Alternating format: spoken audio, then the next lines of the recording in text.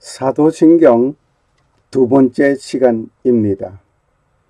하나님은 어떤 존재인가? 사도신경 첫 부분인 전능하사 천지를 만드신 하나님을, 전능하사 천지를 만드신 하나님을, 전능하신 천지를 만드신 하나님을 내가 믿는다 이거죠. 지난 시간에 이어 계속 공부하게 됩니다. 지난 시간은 하나님의 존재관을 조명하였습니다. 오늘은 그 하나님은 어떤 존재인가 조명하려고 합니다. 하나님은 영적인 존재이시므로 우리의 육안으로는 볼 수 없습니다. 우리의 육안이 밝아서 하나님의 말씀인 성경을 통하여 하나님을 볼 수 있습니다. 지난 시간에 하나님을 인식하는 데는 신령한 영안이 열려야 한다고 말씀을 드렸습니다. 사물을 볼 수 있는 눈은 육안입니다. 우리 눈으로 사물을 볼 수 있단 말이에요. 그리고 지식은 학문을 열거하게 하는 지안이 있습니다. 학문을 열 수 있는 지안. 그리고 영안으로는 신령한 연기를 보는 눈입니다.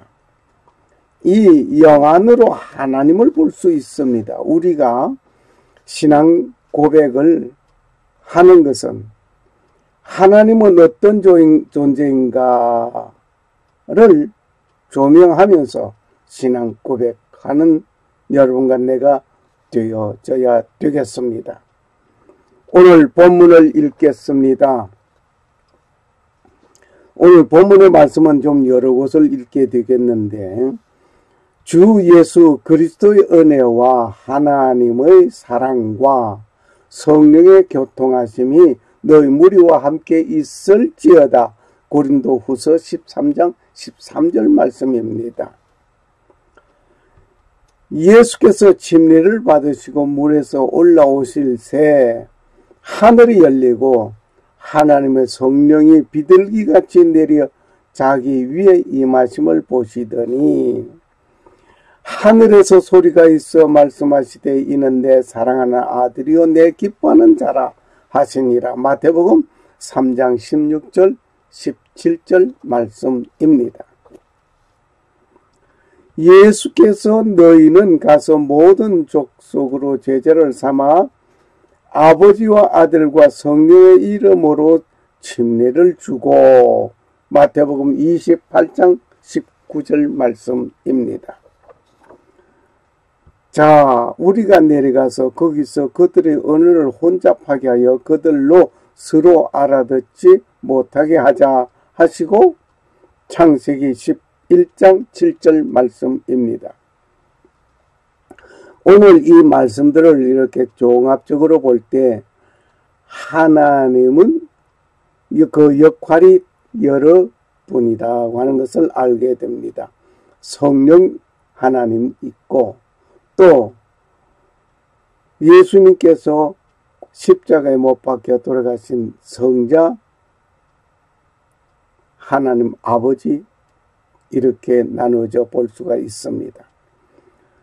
특히 마태복음 28장 19절에 보면 예수님께서 너희는 가서 모든 족속으로 제자를 삼아 아버지와 아들과 성령의 이름으로, 아버지, 아들, 성령, 하나님 아버지, 예수 그리스도, 그리고 성령 하나님, 이렇게 그 이름으로 침례를 주라고 했습니다.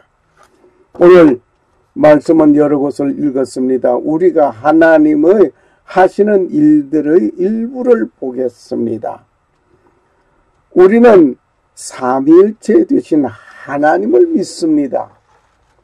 그냥 하나님 아버지 막연하게 하는 것이 아니라 삼위일체 되신 하나님을 믿습니다. 하나님은 한 분이십니다. 그거 뭐 또 셋이라고 했다가 한 분이라고 했다. 야단났죠. 그러나 하시는 사역을 나누어 보면 세 분의 위가 있다고 하는 사실을 우리는 보게 됩니다. 성부, 성자, 성령의 삼위. 그 삼위로 존재하지만 본질은 한 분 하나님이라는 교리를 말하여서 삼위일체라고 말을 합니다. 성부는 성령과 동일하지 않습니다. 또 성령과 성자도 역시 동일하지 않습니다. 성자와 성부 역시 동일하지 않습니다. 그러나 성부 하나님과 성자 하나님과 성령 하나님은 동일하십니다. 여기 그림을 보시면 도움이 되겠습니다. 하나님은 영이십니다. 영이란 물질적인 형상이요 공간이 없는 순수한 정신적 존재를 말합니다.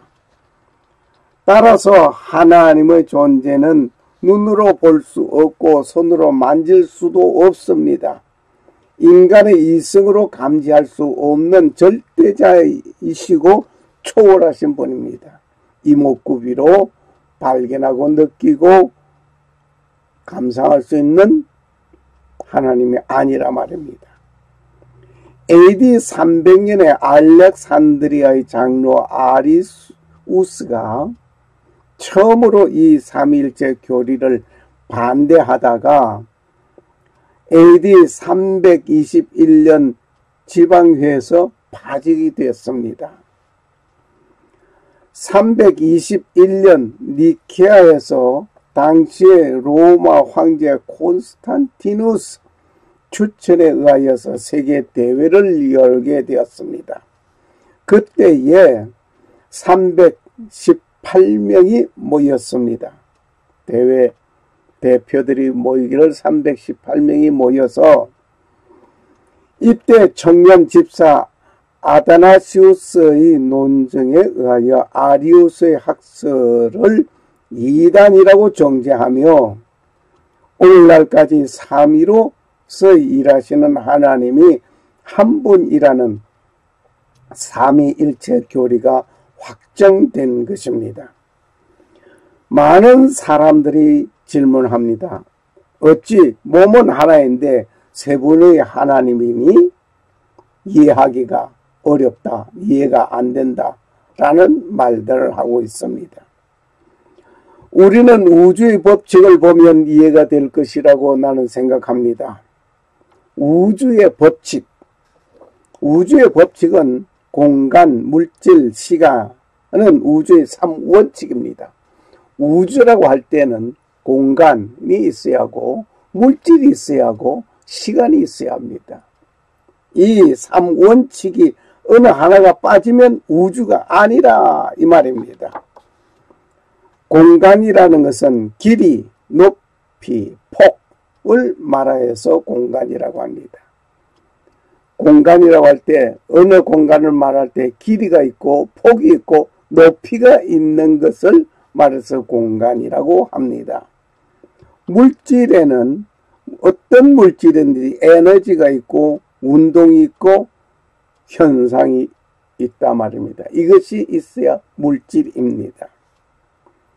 그리고 시간은 과거, 현재, 미래를 말하여서 시간이라고 합니다. 여기에 어느 한 것을 폭만 가지고 공간이라고 할 수 없습니다. 또 현상을 보고 물질이라고 할 수 없습니다. 현재라는 시간을 가지고 시간이라고 하지 못합니다. 과거 시간이 있고 현재 시간이 있고 미래 시간이 있습니다. 이것이 과거, 현재, 미래를 합하여서 말을 할 때 시간이라고 하는 것입니다. 시간에는 과거 시간이 있고 현재 시간이 있고 미래 시간이 있단 말입니다. 공간은 역시 길이, 폭, 높이가 있어야 공간이라고 합니다. 물질 역시 에너지, 운동, 현상이 있어야 합니다. 그런데 공간, 물질, 시간 이 세 것이 원칙이 합하여졌을 때 우주의 법칙이라 말입니다. 이것은 과학적인 얘기라 좀 어렵게 들릴 수가 있겠습니다.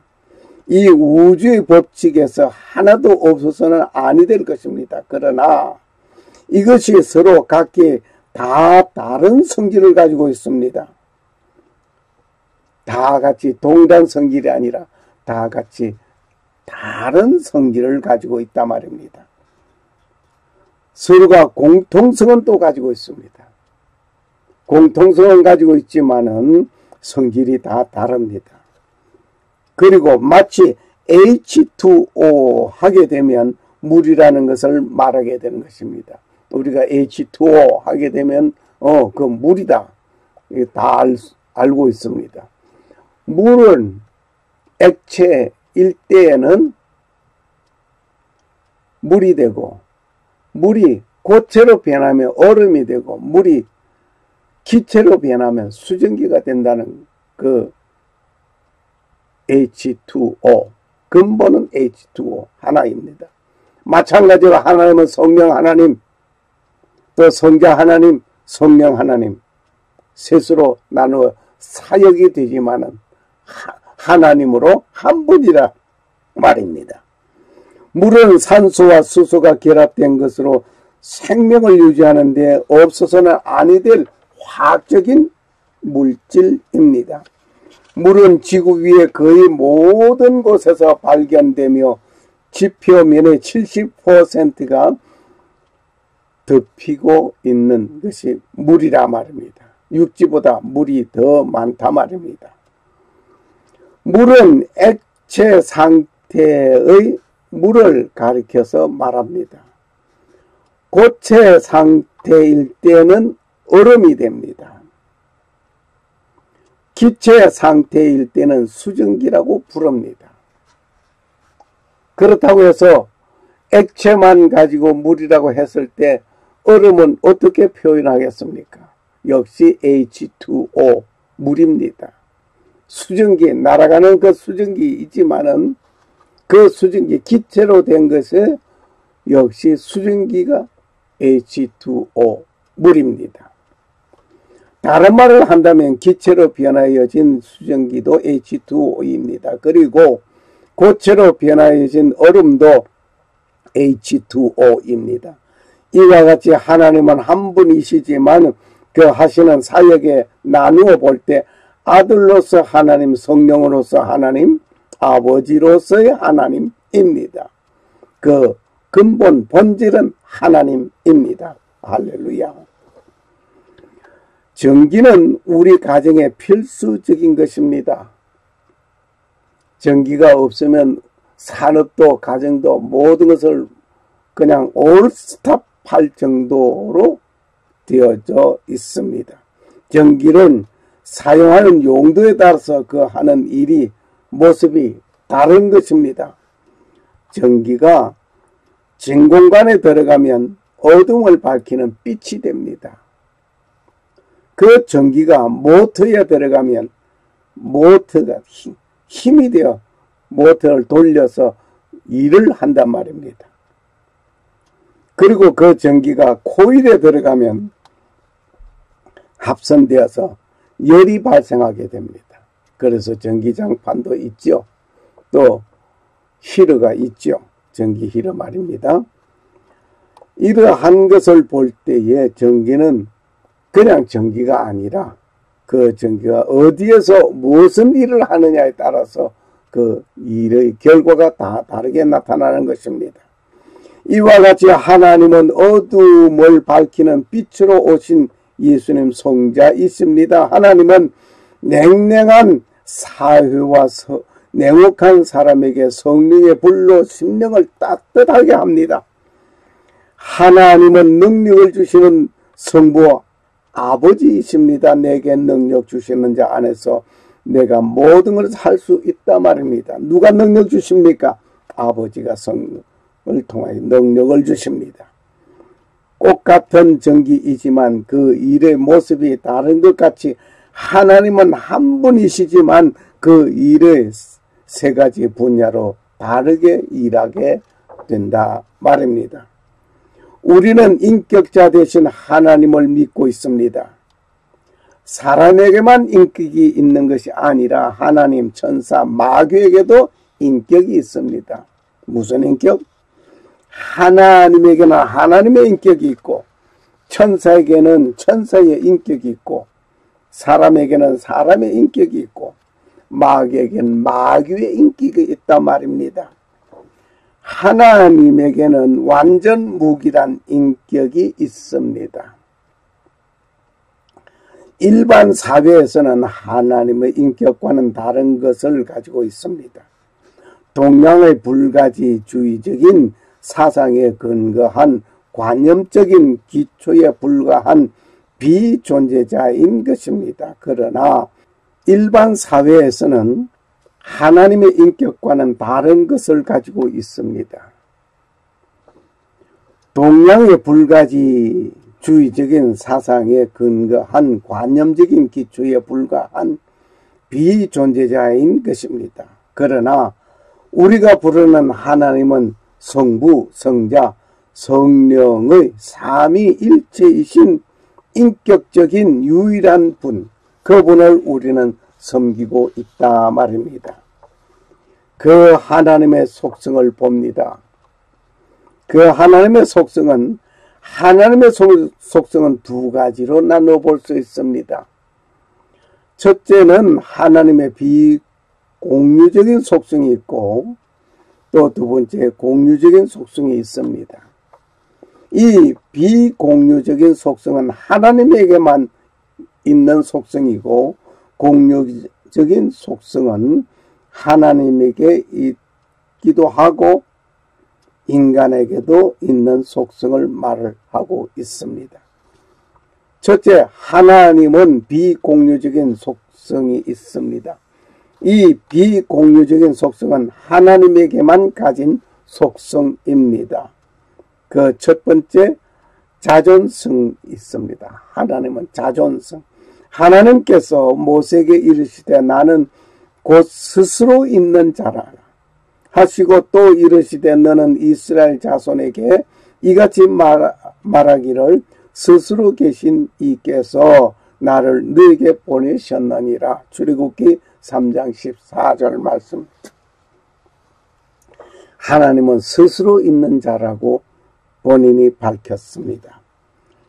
불멸성입니다.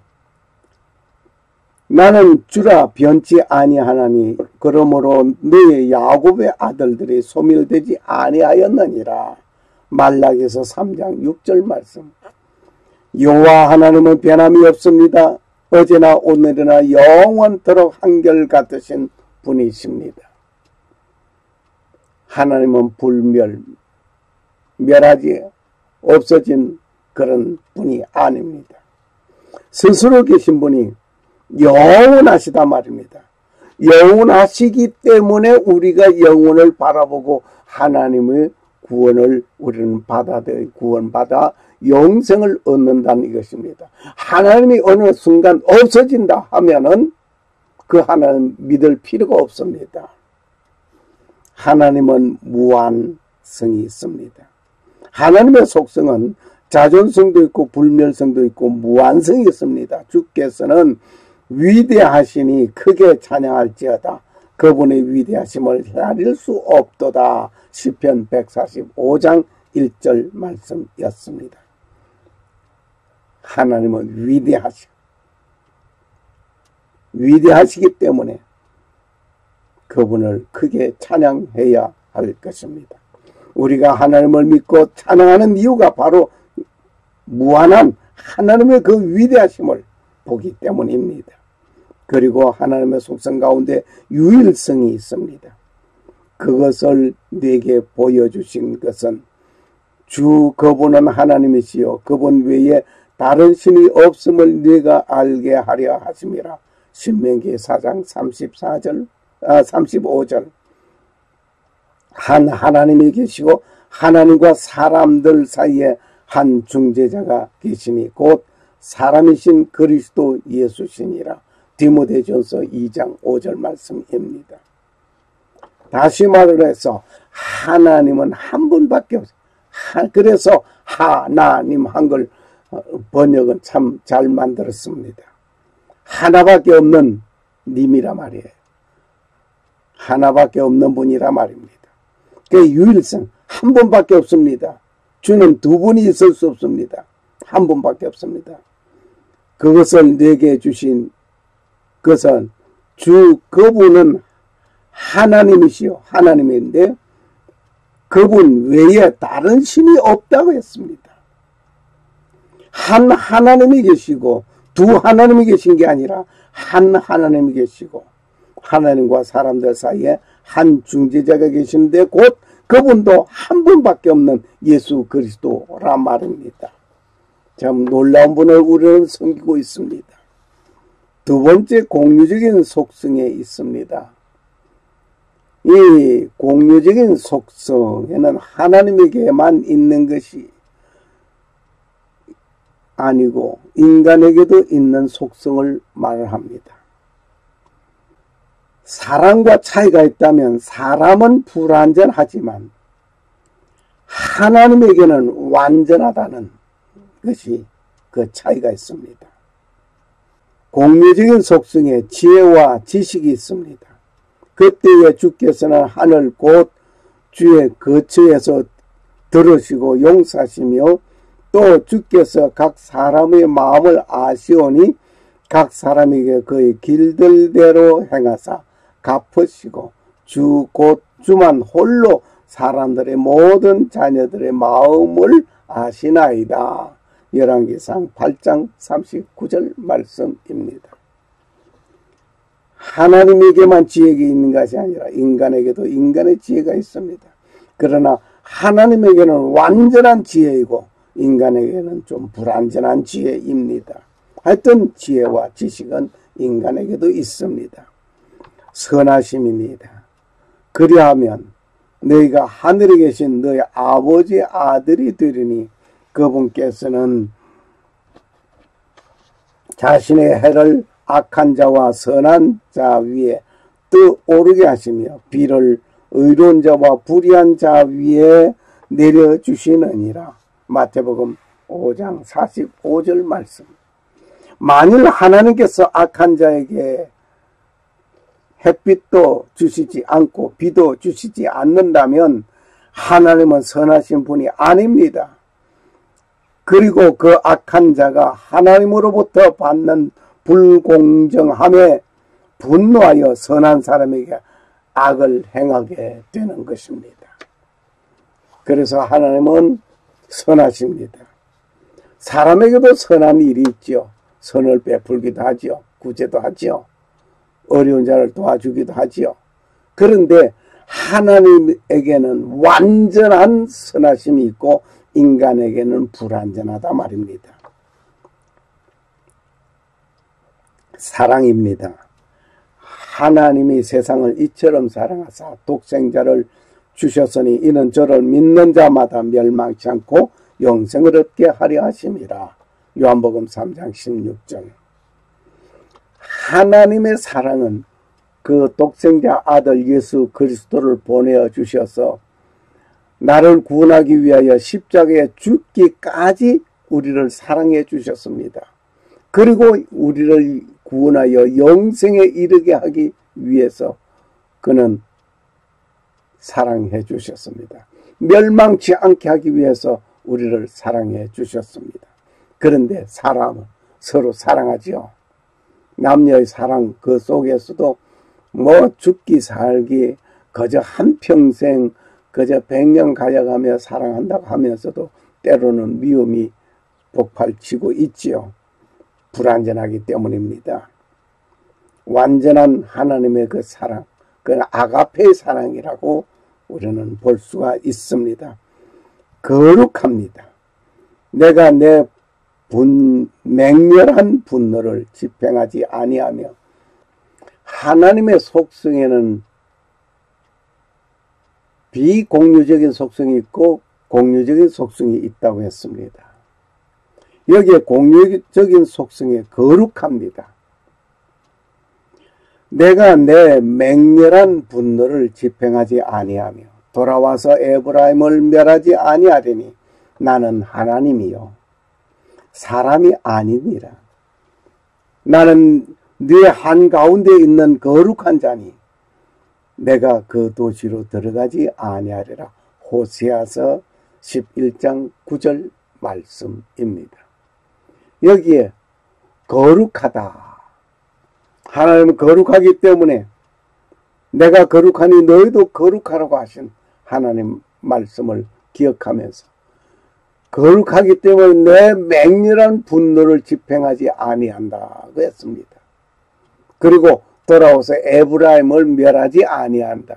이유는 하나님이기 때문에, 거룩한 하나님이기 때문에, 사람이 아니기 때문에 나는 네 한가운데 있는 거룩한 자라고 하나님께서 스스로 밝혀 말씀하셨습니다. 그 거룩한 분이 그 도시에 들어가지 아니하리라. 왜? 죄악되고 험악한 곳이기 때문. 그 하나님은 어렵습니다.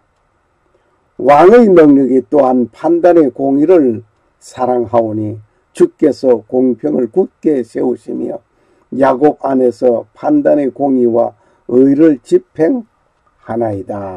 시편 99편 4절 말씀입니다. 왕의 능력이 또한 판단의 공의를 사랑하오니 주께서 공평을 굳게 세우며, 그리고 야곱 안에서 판단의 공의와 의를 집행하시네. 그러니까 판단의 공의와 의를 집행하시는 의로운 하나님이라 말입니다. 사람에게도 의로 보이는 자가 있죠. 그 사람이 행하는 그 의로움은 불완전합니다. 하나님은 완전합니다. 진리가 있습니다. 예수님께서 그에게 이르시되 내가 곧 길이요 진리요 생명이니 나를 통하지 않고는 아무도 아버지께로 오지 못하느니라. 요한복음 14장 6절 말씀입니다. 나는 곧 길이요 진리요 생명이라고 예수님께서 말씀하신 그 진리, 사람에게도 법을 만들면 완전한 법을 만들려고 아무리 하지만은 시행착오라는 것이 생기고 있는 것은 무엇 때문입니까? 불완전하기 때문입니다. 사람에게는 불완전하기 때문에 있기는 한 진리성이 있고 또 정통성이 있다고 하고 뭐라고 하지만은 불완전한 것입니다. 구원입니다. 하나님은 피조 세계를 계획하시고 섭리하십니다. 오직 하나님의 주권적인 의지로 이루어지는 것입니다. 사람도 누구 어려움에 있는 자를 구원해 주기도 합니다. 죽어가는 생명을 살려주는 일도 있습니다. 그렇지만 그 사람은 불완전합니다. 내가 신체 장기를 누구에게 기증해 주어서 그 장기 때문에 죽어가는 사람이 살아난다고 할지라도 언젠가는 그 사람 다시 죽음에 돌변하게 됩니다. 불완전하기 때문에 사람에게는 불완전한 겁니다. 그러나 하나님의 구원은 영원하고 완전한 것입니다.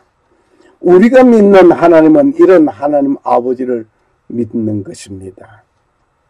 놀라움을 금치 못합니다. 아버지여, 만일 아버지의 뜻이거든 이 잔을 내게서 옮기시옵소서. 그러나 내 뜻이 아니었고 오직 아버지의 뜻이 이루어지기를 원하나이다. 예수님께서 마지막 절규의 기도를 하셨습니다. 오늘 내 뜻을 포기하고 아버지의 뜻을 이루시는 우리가 되어져야 되겠습니다. 지금 우리는 기도의 내용에 내가 필요로 하는 것을 많이 하고 있습니까? 아니면 하나님의 영광을 위하여 하나님 아버지의 뜻을 이루기 위하여 기도하는 그 기도가 많습니까? 자문자답해 보시기를 바랍니다. 감사합니다. 샬롬.